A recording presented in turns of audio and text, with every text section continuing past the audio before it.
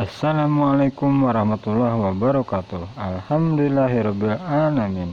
Allahumma shalli ala Muhammad wa ala ali Muhammad. Semoga apa yang disajikan bermanfaat untuk kehidupan kita semua. Sukses dan selamat dunia akhirat. Allahumma amin. Bismillahirrahmanirrahim. Alhamdulillahi rabbil alamin. Allahumma salli wa sallim ala Sayyidina Muhammadin miftahi babi rahmatillah adada ma fi ilmillah salatan wa salaman daimaini bidawami mulkillah wa ala alihi wa sahbihi. Assalamualaikum warahmatullahi wabarakatuh. Teman-teman, alhamdulillah mau menyaksikan tayangan ini kembali. Mudah-mudahan antum semakin senang, semakin bahagia, dan mudah-mudahan pada episode kali ini Allah beri kita ilmu yang manfaat dunia hingga akhirah. Kita berada di kajian kitab Al-Hikam, dan kali ini kita masuk episode yang keempat. Episode kali ini masih pada hikmah yang pertama, yaitu kalimat hikmah beliau Syekh Ibn Athaillah rahimahullah, min alamatil i'timadi alal amal nuqsanur rajai inda wujudiz zalal. Salah satu tanda bergantungnya, bersandarnya seorang pada amal-amal solehnya, yaitu berkurangnya rasa harap kepada Allah, rasa harap akan karunia Allah, rasa harap akan rahmat Allah saat tergelincir dalam dosa atau kesalahan atau maksiat.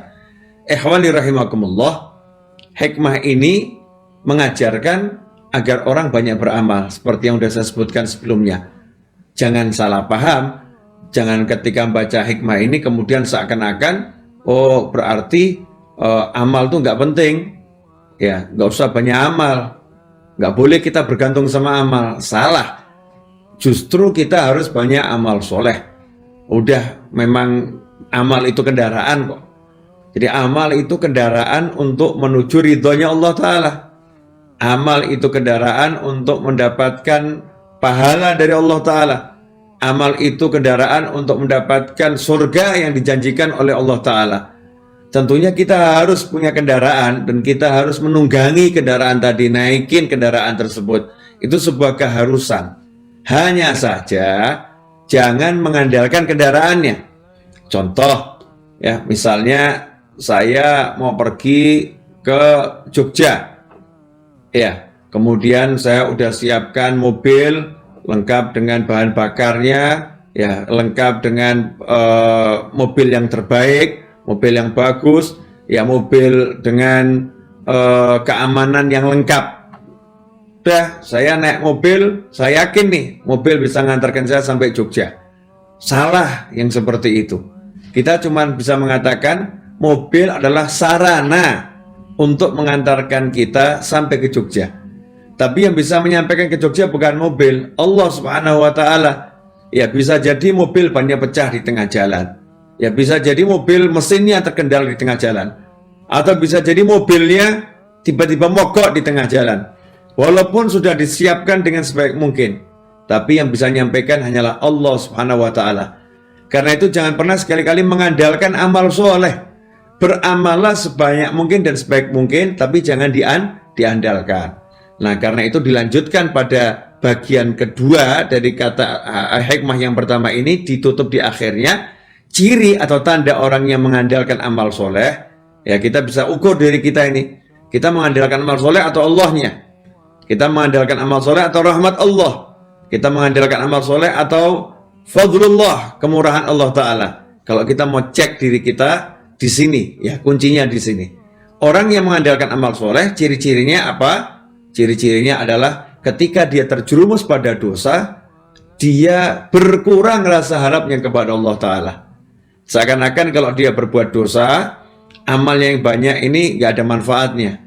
Kalau dia berbuat dosa, maka Allah akan menjauhi dia, ya sehingga dia merasa gak layak mendekati Allah Ta'ala. Saya jelek kok, saya gak pantas dekat sama Allah. Saya banyak dosa, saya gak pantas ya hadir majelis. Saya banyak dosa, saya nggak pantas saya baca Al-Quran. Ini salah, saudara-saudara yang dimuliakan Allah Ta'ala. Justru ketika orang yang berharap sama Allah Ta'ala, berharap karena Allah, dia tahu Allah senang dia beramal soleh, dia akan banyak amal solehnya, karena itu bisa buat Allah senang. Ya dia kejar Allahnya dengan amal solehnya. Nah saat dia terjerumus dosa, Dia nggak bingung. Kenapa? Karena dia punya Allah. Allah yang bagaimana? Allah yang maha pengasih, Allah yang maha penyayang, Allah yang maha pengampun.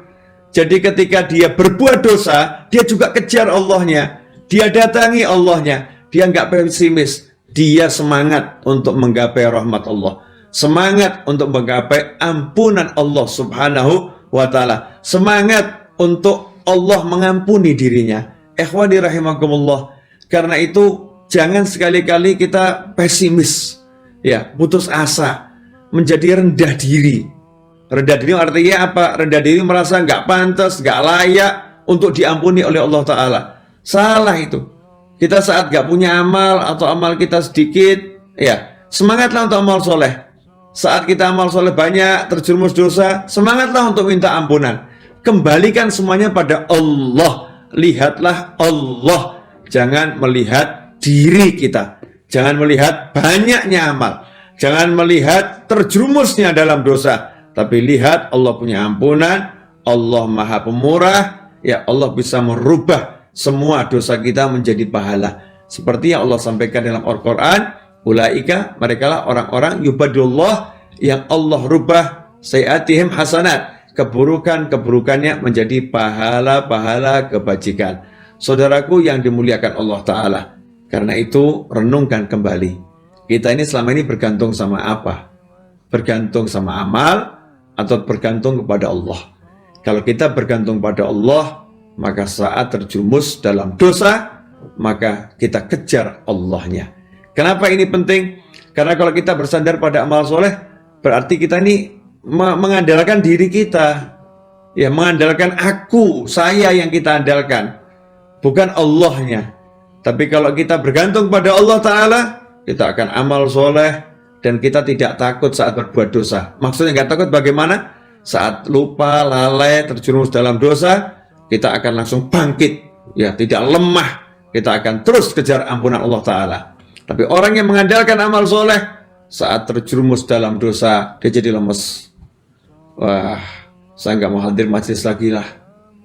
Ngapain juga saya hadir majelis? Ngapain juga saya sholat? Nyatanya saya dosa lagi. Saya dosa lagi. Memang saya nggak bakat jadi orang baik. Saya nggak bakat masuk surganya Allah Ta'ala. Memang saya jatahnya neraka. Na'udzubillah min dzalik. Ini orang yang mengandalkan amal soleh.